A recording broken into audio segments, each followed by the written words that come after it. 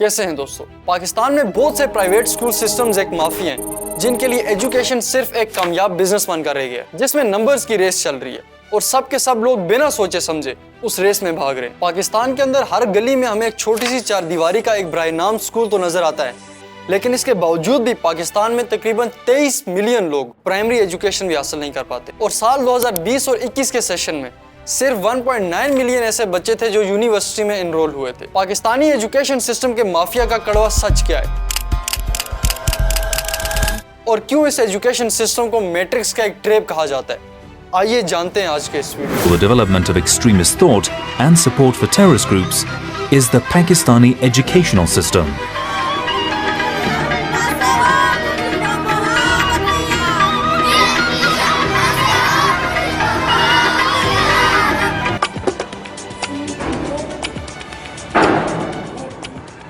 CAT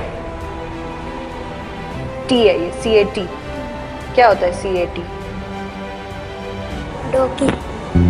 किसी महापुरुष ने कहा है कि कामयाब होने के लिए नहीं, काबिल होने के लिए पढ़ो। सक्सेस के पीछे मत भागो, एक्सेलेंस का पीछा करो। सक्सेस झक मार के तुम्हारे पीछे आएगी। आइंस्टाइन ने कहा था कि everybody is a genius, but if you जज a fish by its ability to climb a tree, it will live its whole life believing that it is a stupid. यानी कि हर कोई जीनियस होता है, और अगर आप मछली से ये बोलोगे कि वो दरख्त चढ़े तो वो पूरी जिंदगी यही सोचती रहेगी कि मैं एक स्टूपिड हूँ, कि मैं तो दरख्त नहीं चढ़ सकती। यही हाल हमारे एजुकेशन सिस्टम का है।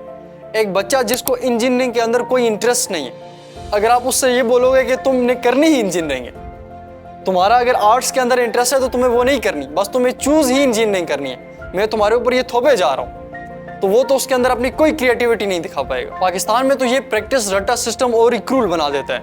इमेजिन कीजिए कि एक बुक आपको थमा दी जाती है और कहा जाता है कि इसको आपने रटना है, फिर आपने इसके एग्जाम्स देने और उसमें से नंबर लेने, और अगर कोई बच्चा उसमें कोई वैल्यू एडिशन करने की कोशिश करता है तो उसको ये कहकर चुप करवा दिया जाता है कि तुम्हारा पेपर सिर्फ इस बुक के अंदर से आएगा। हम जब क्लास में होते थे तो आधे से ज्यादा बच्चे आई कांटेक्ट सिर्फ इसलिए नहीं कर पाते थे कि उनसे कोई क्वेश्चन ही ना पूछ लिया जाए, या फिर अगर वो कोई क्वेश्चन पूछ भी लेता था तो उसको स्टूपिड या इडियट कहकर चुप करवा दिया जाता था, और उस दिन से उसकी क्रिएटिविटी मर जाती थी। जरा इन पिक्चर्स को देखें, ये आज का मोस्ट एडवांस्ड फोन है और ये दूसरा 50 साल पुराना फोन है। कितना बड़ा डिफरेंस है इन दोनों के बीच। और अब जरा इस क्लास को देखें, ये आज की क्लास है, और अब जरा इस क्लास को देखें, ये आज से 50 साल पहले की क्लास है। कोई डिफरेंस नजर नहीं आएगा, बल्कि आज की क्लास की तो 50 साल पहले वाली क्लास से ज्यादा बुरी हालत है। हालांकि दुनिया के अंदर इतनी एडवांसमेंट हो गई है, नई नई टेक्निक से पढ़ाया जा रहा है दुनिया के अंदर लोगों को, लेकिन यहाँ जीरो फैसिलिटीज हैं। स्कूल्स की सबसे बुरी बात यह है कि वो अपने आप को वक्त के साथ में लेकर नहीं चलते। इतनी एडवांसमेंट होने के बावजूद भी हमारे स्कूल्स में उन्हीं पुरानी टेक्निक्स को यूज करके पढ़ाया जाता है। अगर आप लोग सिलेबस को देखोगे वो भी 40 साल पुराना है, जो कि ऑब्वियसली आउटडेटेड हो चुका है। तो क्या हम इस एजुकेशन सिस्टम से अपने बच्चों को फ्यूचर के लिए तैयार कर रहे हैं या फिर इनको और पीछे पसमानदगी में धकेल रहे हैं? क्योंकि पाकिस्तान के एजुकेशन सिस्टम को और उसके फेलियर को देखकर तो यही लगता है। पाकिस्तान और यूरोप या अमेरिका के एजुकेशन सिस्टम की बात करें तो आपको जमीन आसमान का फर्क देखने को मिलेगा। हाँ, शायद प्राइमरी और सेकेंडरी एजुकेशन के नाम तो आपको सेम मिल जाए, लेकिन इनके बीच में बहुत बड़ा डिफरेंस है। उनका पढ़ाया जाने वाला सिलेबस और पैटर्न पाकिस्तान से बिल्कुल डिफरेंट और अपडेटेड है। वहाँ पे भी प्राइवेट और पब्लिक यानी गवर्नमेंट स्कूल्स का कंसेप्ट तो मौजूद है, लेकिन उनका फंक्शन बिल्कुल ऑपोजिट है। सपोज इंग्लैंड में 99% बच्चे गवर्नमेंट स्कूल्स में जाते हैं क्योंकि वहाँ के गवर्नमेंट स्कूल्स का पढ़ाने का सिस्टम ज्यादा अच्छा है प्राइवेट स्कूल से। अमेरिका में हर साल स्कूल्स की रैंकिंग होती है और जाहिर है वहाँ पे एक स्पेसिफिक टेरिटरी होती है जहाँ पे रहने वाले लोगों के बच्चे सिर्फ उसी एरिया के स्कूल में जा सकते हैं, और उसके अलावा वो किसी भी एरिया के गवर्नमेंट स्कूल्स में नहीं जा सकते। अब रैंकिंग में जो स्कूल 8-9 नंबर पे आता है, अगर आप उस एरिया में घर लें तो वो पाकिस्तानी 8 से 9 करोड़ रुपए का बनेगा, और दूसरी साइड पे शायद आपको बेटर कंडीशन में कोई घर 1-2 करोड़ का मिल जाएगा, लेकिन उस एरिया में स्कूल की रैंकिंग 5 से कम है। यही वजह है कि उनके गवर्नमेंट स्कूल अपनी एजुकेशन को बेटर से बेटर बनाते हैं, लेकिन पाकिस्तान में इसका उल्टा सिनेरियो है। पाकिस्तान में बहुत कम बच्चे गवर्नमेंट स्कूल्स में जाते हैं और ज्यादा बच्चे प्राइवेट स्कूल माफियाज के पास जाते हैं, जो उनको अपनी यूनिफॉर्म, अपनी नोटबुक्स, अपने बेल्ट्स, अपनी टाइज, अपने लोगोज सब कुछ देते हैं। सॉरी, देते नहीं, बेचते हैं। हाँ, वो सिर्फ आपको एक चीज नहीं देते और वो एजुकेशन है। उसके लिए वो आपको एकेडमीज माफिया के पास भेजते हैं कि अब तुमने एजुकेशन जाके एकेडमी माफिया के पास सीखनी है। फिर जब वो 7 से 8 बजे वापस अपने घर लौटते हैं तो उनको फर्दर स्ट्रेस देने के लिए वो होम ट्यूटर्स भेजते हैं अपने।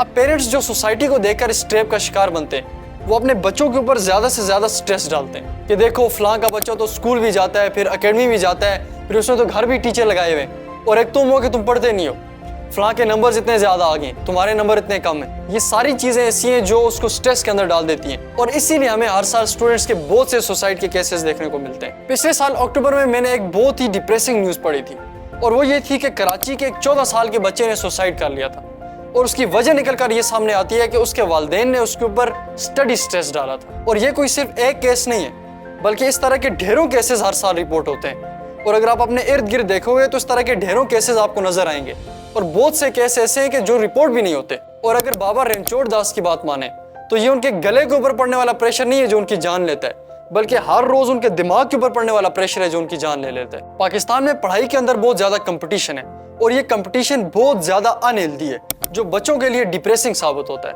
क्योंकि हर 3 में से एक स्टूडेंट डिप्रेशन का शिकार होता है। और हमारे इर्द गिर्द बहुत सारे लोग ऐसे हैं जिनको अगर 90% नंबर लेने के बाद भी किसी कॉलेज या यूनिवर्सिटी के अंदर एडमिशन नहीं मिलता तो वो इसको अपनी पूरी जिंदगी की नाकामी कंसीडर कर लेते हैं। अब डॉक्टर और इंजीनियर बनने की रेस में ये बच्चे निकल कर जब आगे आते हैं तो ये इंस्टीट्यूट्स कुछ नहीं करते, सिर्फ गधे प्रोड्यूस करते हैं, जिनको ये नहीं पता होता कि सोसाइटी के अंदर उन्हें कैसे सर्वाइव करना है। स्कूल्स और कॉलेजेस आपको ये नहीं सिखाते कि आपने कोई भी काम कैसे करना है, वो आपको ये नहीं सिखाएंगे कि आपने फाइनेंशियली कैसे स्ट्रांग होना है, वो आपको इमोशनल इंटेलिजेंस नहीं सिखाएंगे, वो आपको ये नहीं सिखाएंगे कि आपने कैसे बिजनेस सेटअप करना है। हाँ, वो आपको ये सिखा देंगे a+b का whole square is equal to a square plus b square plus 2ab।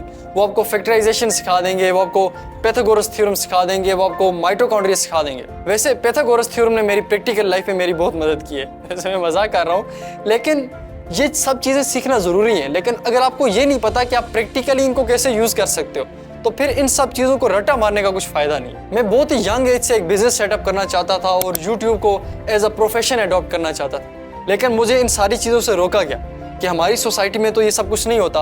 हमारी सोसाइटी में पहले आपको एक पढ़ना पड़ता है, बेस बनानी पड़ती है, फिर आप जा कर के एक डिग्री लेते हो, फिर आपकी एक नौकरी लगती है, उसके बाद में जाके आप सेटल होते हो। आप बहुत जल्दी इंडिपेंडेंट नहीं हो सकते, आप बहुत जल्दी प्रैक्टिकल लाइफ को अडॉप्ट नहीं कर सकते। लेकिन अगर आप देखें तो दूसरी सोसाइटीज़ के अंदर हमारे ही जितने लोग, हमारी एज के लोग इंडिपेंडेंट, वो अपनी प्रैक्टिकल लाइफ को स्टार्ट कर चुके हैं। अब जब कोई स्टूडेंट कोई काम नहीं कर पाता, वो कोई चीज़ अचीव नहीं कर पाता तो वो डिप्रेस हो जाता है। National institute of mental health के मुताबिक तकरीबन 5 में से कोई एक स्टूडेंट ज़रूर ऐसा होता है जो कि अपनी स्टूडेंट लाइफ के दौरान मेंटल हेल्थ से गुजरता है। और ज़ाहिर है मैं भी इन सब चीज़ों से गुजर चुका हूँ, तो ये सब चीज़ें बहुत भयानक होती हैं। और इस सब प्रेशर के बारे में बच्चे किसी को बता भी नहीं सकते। ऑब्वियसली वो अपने पेरेंट्स को नहीं बता सकते, वो किसी अपने दूसरे साथ के स्टूडेंट को भी नहीं बता सकते। इसके लिए उसको किसी ऐसे की ज़रूरत है जो ना उसका स्टूडेंट हो ना टीचर हो। और जाहिर सी बात है ये तभी पॉसिबल है जब गवर्नमेंट इसके लिए कोई ना कोई कदम उठाएगी। 46 मिलियन में से सिर्फ 23 मिलियन बच्चे स्कूल जा पाते हैं, और उनमें से सिर्फ 1.96 मिलियन बच्चे ऐसे जो यूनिवर्सिटी जाते हैं, जो कि किसी भी मुल्क की एजुकेशन की सबसे खराब हालत हो सकती है। बच्चों के एजुकेशन सिस्टम के ऊपर तवज्जो देनी चाहिए। वो स्टूडेंट्स जो पाकिस्तान के 30% है